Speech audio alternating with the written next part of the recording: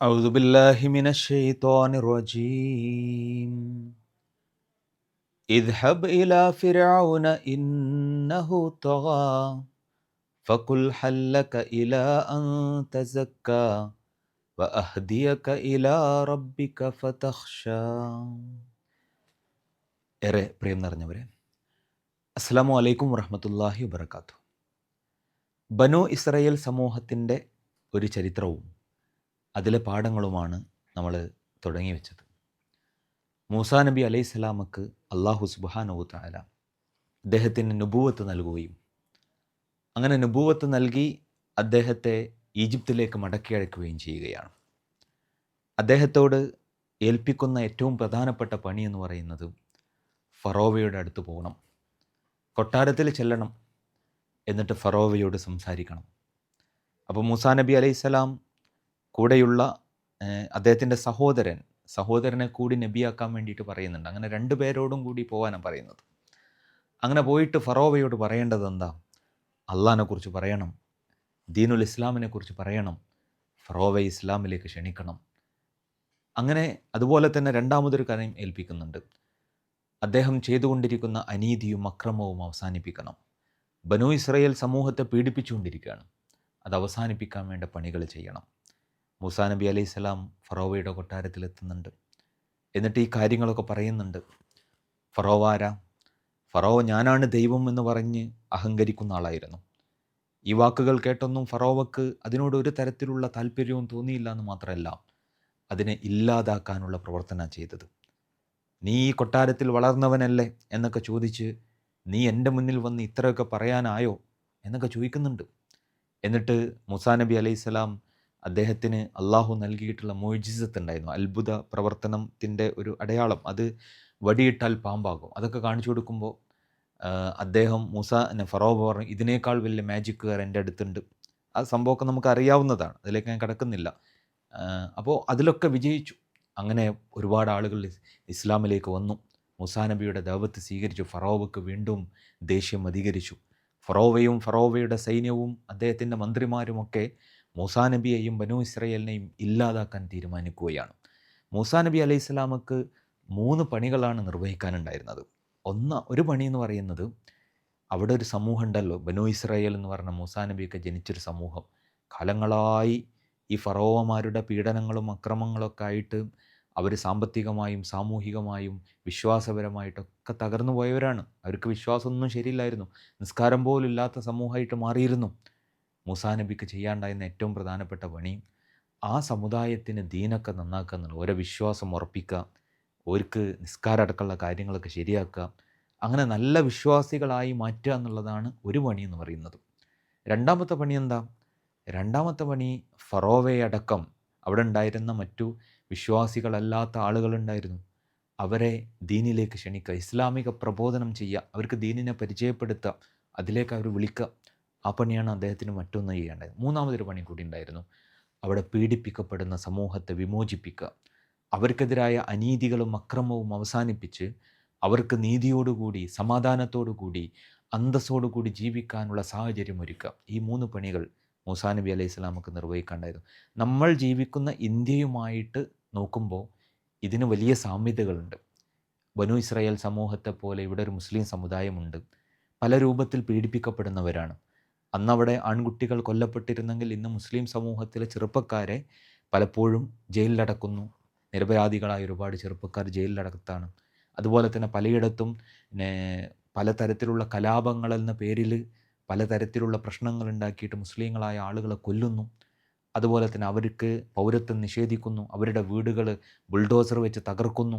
ഇങ്ങനെ എല്ലാ വിധത്തിലുള്ള അനീതിയും അക്രമവും അരങ്ങേറുന്ന ഒരു നാടായി നമ്മുടെ നാട് മാറിയിട്ടുണ്ട്. ബനു ഇസ്രായേൽ സമൂഹത്തെ പോലെ ആവുകയാണ്.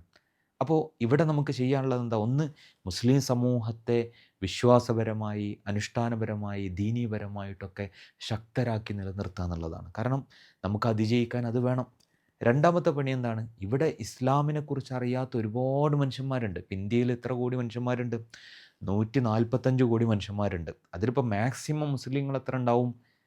ഒരു 25 കോടി ഉണ്ടാവും, 18-20%. ബാക്കി 120 കോടി മനുഷ്യന്മാർക്കും ഇതൊന്നും അറിയാത്തവരാണ്, ദീനിനെ അറിയാത്തവരാണ്. അവർക്ക് എത്തിച്ചു കൊടുക്കേണ്ട പണിയായിരിക്കാം നമുക്കാണ്. അത് നമ്മൾ പല രൂപത്തിൽ നിർവഹിക്കണം. മൂന്നാമത്തത് എന്താ, ഒരു വിമോചനം. ഇവിടുത്തെ മുസ്ലിം സമൂഹത്തിന് ഇവിടെ പീഡിപ്പിക്കപ്പെടുന്ന കുറേ ആളുകളുണ്ട്. ഇവിടുത്തെ പിന്നോക്കക്കാരായ വിഭാഗങ്ങൾ, ജാതീപരമായ ഒരുപാട് അതിക്രമങ്ങൾ ഒക്കെ നടക്കുന്നൊരു നാടാണ് ഇന്ത്യ അല്ലേ. നമുക്കറിയാവുന്നതാണ്, നമ്മൾ പാഠപുസ്തകത്തിലൊക്കെ പഠിക്കുന്നുണ്ടാവും, അംബേദ്കറെ കുറിച്ചൊക്കെ നമ്മൾ പഠിക്കുന്നുണ്ടാവും. അപ്പോൾ അതിലൊക്കെ ഇന്ത്യ അനുഭവിക്കുന്ന വലിയ ജാതീയ പ്രശ്നങ്ങളൊക്കെ ഉണ്ട്. അപ്പോൾ ഇതിലൊക്കെ പെട്ട് കിടക്കുന്ന ആളുകളെ വിമോചിപ്പിക്കുക വലിയൊരു സാമൂഹിക ദൗത്യം നമുക്ക് നിർവഹിക്കാണ്ട്. മൂസാ നബിയുടെ ചരിത്രം അതാണ് നമുക്ക് പറഞ്ഞു തരുന്നത്. ഏതായാലും മൂസാ നബി അലൈഹി സ്വലാം ഈ ദൗത്യങ്ങളൊക്കെ നിർവഹിച്ച് മുന്നോട്ട് പോവുകയാണ്. ഫറോവയും സൈന്യവും തീരുമാനിച്ചു, ഇതിങ്ങനെ വിട്ടാൽ ശരിയാവില്ല. കുറേ ആളുകൾ മൂസാ നബിയുടെ കൂടെ കൂടുന്നുണ്ട്, ഇനി ഇത് ഇല്ലാതാക്കണം. അങ്ങനെ മൂസാ നബിയെയും ബനു ഇസ്രയേൽ സമൂഹത്തെയും വിശ്വാസികളെയും ഒക്കെ അവരെ ഇല്ലാതാക്കാനുള്ള ശ്രമങ്ങൾ അവർ നടത്തുമ്പോൾ മൂസാ നബി അലൈഹി സ്വലാം ഈ സമൂഹത്തെയും കൊണ്ട് രക്ഷപ്പെടാൻ തീരുമാനിക്കുകയാണ്. അവരെ കടൽ കടത്തി കൊണ്ടുപോകണം. അങ്ങനെ എല്ലാ വിശ്വാസികളെയും ബനു ഇസ്രയേൽ സമൂഹത്തെയും ഒക്കെ കൂട്ടിയിട്ട് മൂസാ നബി അലൈഹി സ്വലാം യാത്ര പോവുകയാണ്. അങ്ങനെ യാത്ര പോയി അവസാനം ചെങ്കടലിൻ്റെ തീരത്ത് ചെന്ന് പോയി നിൽക്കുകയാണ്. മുന്നിൽ കടലാണ്. ഈ സംഭവം അറിഞ്ഞ് ഫറോവ സൈന്യവുമായിട്ട് വരുന്നുണ്ട്. വലിയ സൈന്യമാണ്. ആ സൈന്യത്തെ മുഴുവൻ കൂട്ടിയിട്ട് ഫറോവ ഇങ്ങനെ വന്നുകൊണ്ടിരിക്കുന്നു ഇവരെ പിടികൂടാൻ വേണ്ടിയിട്ട്. അപ്പോൾ മുന്നിൽ കടലുണ്ട്, പിറകിലാരുണ്ട്, ഫറോവയുടെ സൈന്യവും വരുന്നുണ്ട്. ആ സമയത്ത് മൂസാ നബിയുടെ കൂടെ ഉണ്ടായ ആളുകൾ പറയുന്നുണ്ട്, ഇന്നാല മുദ്റക്കൂൻ, നമ്മളിതാ പിടിക്കപ്പെടാൻ പോകുന്നു, നമ്മളിതാ പിടിക്കപ്പെടാൻ പോകുന്നു. ആ സമയത്ത് യാതൊരു ഭാവവ്യത്യാസവും ഇല്ലാതെ അവിടെ മൂസാ നബി അലൈഹി സ്വലാം നിൽക്കുന്നുണ്ട്. മൂസാ നബി അലൈഹി സ്വലാം പറയുന്ന ഒരു വാക്കുണ്ട് ആ സമയത്ത്, ഇന്ന മഇയ റബ്ബി സയഹ്ദീൻ, എൻ്റെ കൂടെ ആരുണ്ട്? ഈ സമുദ്രത്തെ സൃഷ്ടിച്ച, ആ ഫറോവയെയും സൈന്യത്തെയും സൃഷ്ടിച്ച റബ്ബ് എൻ്റെ കൂടെയുണ്ട്, അവനൊരു വഴി കാണിച്ചു തരാതിരിക്കില്ല എന്നാണ്. അവിടെ അള്ളാഹു വഴി കാണിച്ചു കൊടുക്കുകയാണ്. അദ്ദേഹത്തോട് കടലിൽ വടി കൊണ്ട് അടിക്കാൻ പറഞ്ഞു. ആ അടിക്കുകയും അള്ളാഹുവിൻ്റെ കൽപ്പനയോട് ആ സമുദ്രം രണ്ടായി പിളർന്നു മാറുകയും ചെയ്യുകയാണ്. രണ്ടായി പിളർന്നു മാറിയ ആ സമുദ്രത്തിലൂടെ മൂസാ നബിയും ഈ സമൂഹവും അവിടെ നടക്കുകയാണ്. അവർ ആ ചെങ്കടൽ മുറിച്ചു കടന്ന് അവർ അപ്പുറത്തുള്ള സീനാ മരുഭൂമി ലക്ഷ്യമാക്കിയിട്ട് അവർ യാത്ര തിരിക്കുകയാണ്. പിറകിൽ വരുന്ന ഫറോവയും സൈന്യവും ഇതേ വഴിയിൽ അവരും പ്രവേശിക്കുകയാണ്. എന്നാൽ മൂസാ നബിയെയും അനുയായികളും കടൽ മുറിച്ച് കടന്ന് സീനാ മരുഭൂമി എത്തിയപ്പോൾ ഇവരത് മുറിച്ച് പൂർത്തിയായിട്ടുണ്ടായിരുന്നില്ല. അള്ളാഹു സുബ്ഹാനഹു തആല ആ പിളർത്തിയ കടലിനെ വീണ്ടും ഒന്നാക്കി മാറ്റി. ഒന്നായി മാറിയതോടുകൂടി ഫറോവയും സൈന്യവുമൊക്കെ ആ ഒരു കടലിലെ വെള്ളത്തിൽ മുങ്ങിത്താവുകയാണ്. മുങ്ങിത്താവുന്ന സമയത്ത് ഫറോവ വിളിച്ചു പറയുന്നുണ്ട്, ഞാനിതാ മൂസാ നബിയുടെ റബ്ബിൽ വിശ്വസിച്ചിരിക്കുന്നു എന്നൊക്കെ പറയുന്നുണ്ട്. അപ്പോൾ അള്ളാഹ് ചോദിക്കുന്നൊരു ചോദ്യമുണ്ട്, ആൽ ആന, ഇപ്പോഴാണ് നിനക്ക് തോന്നിയത്? അങ്ങനെ മരണം ഇങ്ങനെ അടുത്തെത്തുന്ന സമയത്ത് വിശ്വസിച്ചുകൊണ്ട് കാര്യമില്ല, ഇതിൻ്റെ മുമ്പ് വിശ്വസിക്കണം എന്ന് പറഞ്ഞിട്ട് ആ വിശ്വാസത്തെ നിരാകരിക്കുകയാണ്. അങ്ങനെ ഫറോവ എന്ത് സംഭവിച്ചു? ഫറോവ ആ വെള്ളത്തിൽ മുങ്ങി മരിച്ചു. ഏതാ ഫറോവ? ഫറോവ പറഞ്ഞിരുന്ന ഒരു കാലത്ത്, അന റബ്ബുക്കുമുൽ അഅ്ല, ഞാനാണ് നിങ്ങളുടെ ഏറ്റവും വലിയ റബ്ബ് എന്നൊക്കെ പറഞ്ഞിരുന്നു. ഹാദിഹിൽ അൻഹാറു തജ്രീ മിൻ തഹ്തി, ഈ നദികളൊക്കെ എൻ്റെ കാൽച്ചുവട്ടിലൂടെ ഒഴുകുന്ന, അതായത് ഈ നാട്ടിലെ വെള്ളവും അതുപോലെ തന്നെ ഭൂമിയൊക്കെ എൻ്റെ കാൽച്ചുവട്ടിലാണ്, അതൊക്കെ എൻ്റെ നിയന്ത്രണത്തിലാണ് എന്നൊക്കെ പറഞ്ഞിരുന്ന ആൾ അവസാനം എന്ത് സംഭവിച്ചു? ആ പറയുന്ന ആ വെള്ളത്തിൽ മുങ്ങി മരിക്കുന്ന അവസ്ഥയാണ് ഉണ്ടായത്. അപ്പോൾ ഇതിലൊക്കെ വലിയ പാഠങ്ങളുണ്ട്.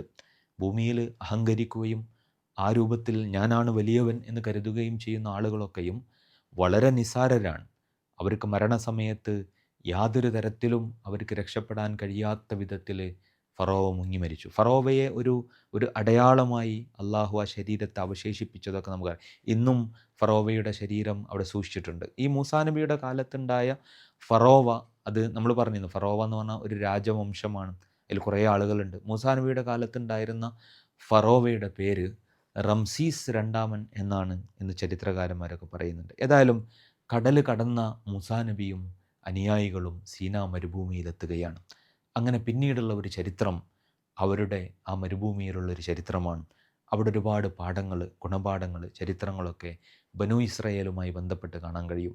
ഖുർആൻ അതിനെക്കുറിച്ച് പറയുന്നത്, മൂസാ നബി ഇവരെയും കൊണ്ട് ഈ ചെങ്കടൽ മുറിച്ചു കടന്ന് യാത്ര പോകുന്ന സമയത്ത് അവിടെ ഒരു ഗ്രാമം കാണുന്നുണ്ട്. അപ്പോൾ ആ ഗ്രാമവാസികളായ ആളുകൾ വിഗ്രഹങ്ങളെ ആരാധിക്കുന്ന, വിഗ്രഹങ്ങളെ പൂജിക്കുന്ന ആളുകളാണ്. അപ്പോൾ ഇവർ കാലങ്ങളായി ഇപ്പോൾ ഈ ഈജിപ്തിൽ താമസിക്കുന്ന കാലത്ത് അവിടുത്തെ ഈ പറയുന്ന വിഭാഗം ഈ വിഗ്രഹാരാധകർക്കായിരുന്നു. ഫറോവയുടെ സമൂഹമൊക്കെ വിഗ്രഹാരാധന. അപ്പോൾ ആ സമൂഹത്തോടൊപ്പം ഇങ്ങനെ ഇടപഴകി അവരുടെ അടിമത്തത്തിൽ ജീവിച്ചതുകൊണ്ട് ഇവരുടെ ആരാധനകളോടൊക്കെ ഒരു തരം ഇഷ്ടം ഇവർക്ക് വന്നു ചേർന്നിരുന്നു. അതുകൊണ്ട് ഈ സമൂഹവും ഇങ്ങനെ വിഗ്രഹാരാധന നടത്തുന്നതൊക്കെ കണ്ടപ്പോൾ ഞങ്ങൾക്കും വേണം അങ്ങനെ ഒരു വിഗ്രഹം. മൂസാ നബിയോട് അവർ ചോദിക്കുക, ഞങ്ങൾക്ക് അങ്ങനെ ഒരു വിഗ്രഹം ഉണ്ടാക്കി തരുമോ ആരാധിക്കാൻ? മൂസാ നബി അലൈഹി സ്വലാം അവരോട് പറയുന്നുണ്ട്, നിങ്ങളെ ഇതിൽ നിന്നൊക്കെ രക്ഷപ്പെടുത്തിയിട്ടല്ല കൊണ്ടുവന്നത്, പിന്നെ നിങ്ങൾ അള്ളാഹുവിനോട് നിങ്ങൾ നന്ദികേട് കാണിക്കുകയാണോ എന്നൊക്കെ ചോദിച്ചിട്ട് അവരെ തിരുത്തുന്നുണ്ട്. ഇത് ദലാലത്തിൻ്റെ, ഇത് തെറ്റായ വഴിയാണ്, വിഗ്രഹാരാധനയുടെ വഴി എന്ന് പറഞ്ഞാൽ തെറ്റായ വഴിയാണ്, അത് ബാത്തിലാണ്, അത് ശരിയല്ല എന്നൊക്കെ പറഞ്ഞ് അവരെ വീണ്ടും അത്തരം കാര്യങ്ങളിൽ നിന്നൊക്കെ അവരുടെ ശ്രദ്ധ തിരിച്ചുകൊണ്ട് അവരെയും കൊണ്ട് മൂസാ നബി അലൈഹി സ്വലാം യാത്രയാവുകയാണ്. ഇനി വരാനിരിക്കുന്ന വലിയൊരു ചരിത്രം, ആ സീനാ മരുഭൂമിയിലുള്ള ചരിത്രം കൂടി ഖുർആൻ നമുക്ക് പറയുന്നുണ്ട്. അത് ഇൻഷാ അല്ലാഹ് അടുത്ത എപ്പിസോഡിൽ നമുക്ക് സംസാരിക്കാം. അള്ളാഹു നമ്മളെ അനുഗ്രഹിക്കുമാറാകട്ടെ.